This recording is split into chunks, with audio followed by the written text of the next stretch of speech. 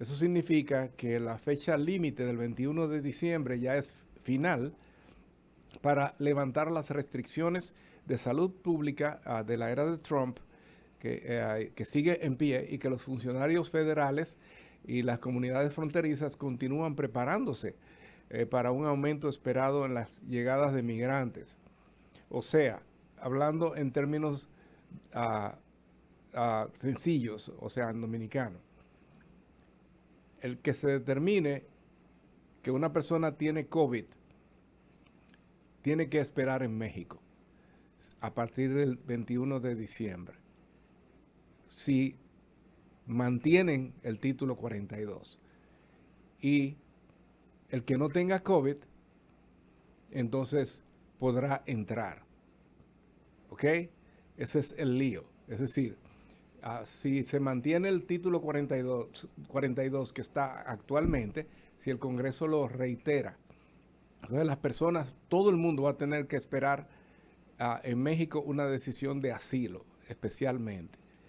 ¿Okay? Si dejan pasar el título 42 y lo eliminan ya de manera definitiva, entonces todas las personas pueden aplicar en los pasos fronterizos, y el que tenga COVID es el único que se va a quedar fuera. Los demás los van a dejar entrar. Entonces, aparentemente, eso es lo que ha hecho que muchas personas piensen que ya el título 42 lo van a dejar que se caiga solo, no van a reiterar la ley. Entonces, las personas simplemente van a aplicar bajo este acápite de la ley que se llama título 42 y podrán entrar. Si ponen la restricción del título 42, si lo mantienen, ¿ok?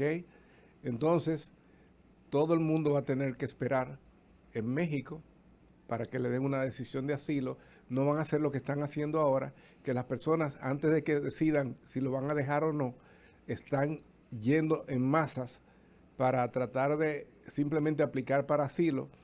Y pues, y esto, bueno, hay un tema que yo no quiero hablar mucho, y es de la gran cantidad de dominicanos que se están yendo y están entrando.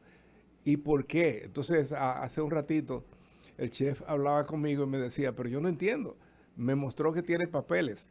No tienen papeles. Ellos lo que hacen es que aplican para asilo político, humanitario, un cuento.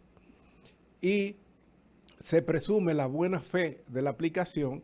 Entonces, lo que hace migración es que le da un permiso para entrar, y este permiso, por cierto, le permite trabajar también y que le den un número de seguro social, y le ponen una cita para 3 o 4 años para una audiencia de asilo y determinar entonces si la persona es elegible o no.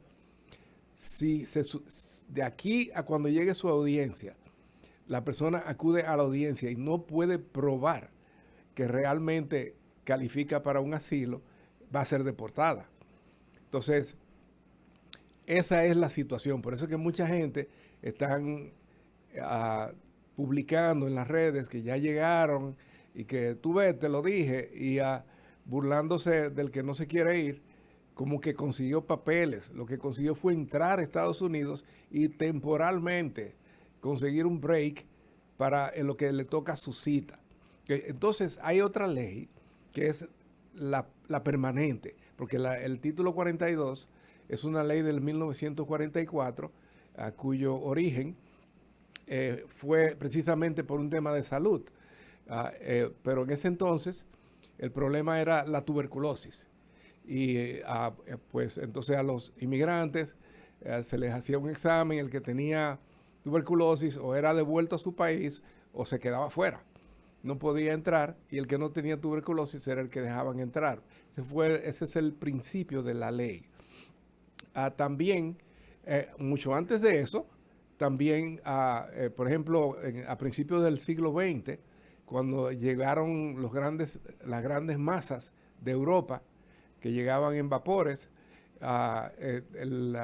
habían unas restricciones parecidas al título 42 de salud, pero era porque lo que se veía, lo que le inspeccionaban a las personas era ver si tenía, ¿cómo que se llama? Sí, Isidro, esa cosa que le salía a la gente en la cabeza, unos pajaritos, que le, piojos, exacto, a ver si tenían piojos, que aquí en los barrios le ponían a gasolina y aguarrás y cosas así en la cabeza a los muchachos. Anyway, el caso es que antes del título 42, a las personas que llegaban en vapores de Europa, los inmigrantes, los chequeaban a ver si tenían piojos y eso. Y de eso es que se trata el título 42. Es una ley de salud para restringir la entrada o no, de inmigrantes a Estados Unidos de América para que no contagien a los ciudadanos americanos. Esto es manejado por CDC, la agencia de enfermedades infecciosas. Y pues esa es la situación. Pero la ley que siempre ha existido, que impide que una persona, o sea, que declara a una persona inadmisible para entrar a Estados Unidos de América, porque está tratando de entrar ilegal, ese se llama el título 8, que es la ley general que cubre la migración desde el 1952, cuando crearon ya la primera ley moderna de migración, lo que le llamaban el INA, que ahora cambió de nombre. Entonces, de eso es que se trata el problema que hay con el título 42. La ley, el título 8 siempre va a existir, que en caso de que descarten el título 42, pues el título 8 va a entrar en efecto. Como siempre ha existido, que es que si tú estás tratando de ingresar ilegal y te agarran, el gobierno tiene tres opciones. Una, te devuelve a tu país. Otra, te dice, si tú entraste por México, devuélvete a México. Y la otra, que te pudieran dar entrada, si tú puedes probar que tú tienes un miedo creíble, por ejemplo, y entonces pues lo que harían sería ponerte una fianza para que vayas a una cita en una corte y se determine si te deportan o no. De eso es que se trata todo este mumble jumble, como se llama, del título 42 y todas estas leyes, y lo que va a pasar a partir del 21 de diciembre. Les pongo un ejemplo en estadísticas. En el mes de octubre, Migración, CBP específicamente, informa que ellos aprehendieron en la frontera un total de 204.273 personas en octubre solamente de este año.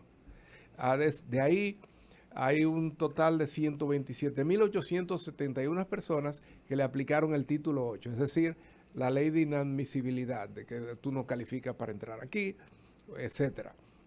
Y solamente 76.402 le aplicaron el título 42 y básicamente lo dejaron entrar a todos. ¿Ok?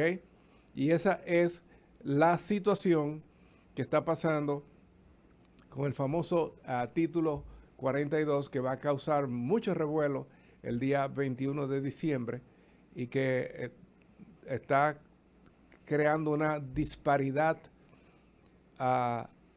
mental migratoria en muchos dominicanos. Y ahora yo lo voy a traducir eso al español.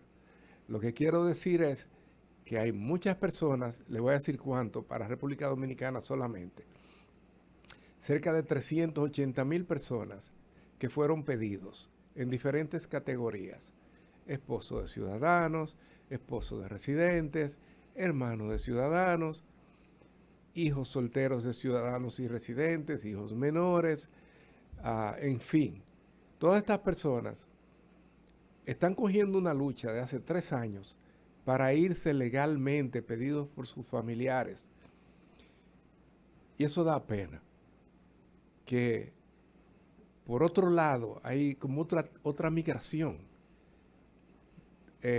No quisiera usar términos muy fuertes, pero diría injusta, de que personas que simplemente se montan en un avión, cogen para la frontera y dicen, me está persiguiendo la policía en República Dominicana, y entonces ya, bienvenido a Estados Unidos, un permiso de trabajo en lo que se resuelve el caso. Esa es una disparidad infuncional del sistema migratorio Necesitamos a Ronald Reagan de nuevo en Estados Unidos de América. Ojalá que lo resucitaran para que arregle este lío. Es el único presidente que ha hecho una reforma migratoria correcta en Estados Unidos de América. Y más nunca se ha podido hacer nada. Es el único que pudo hacer algo en bien de todo el mundo, que fuera justo.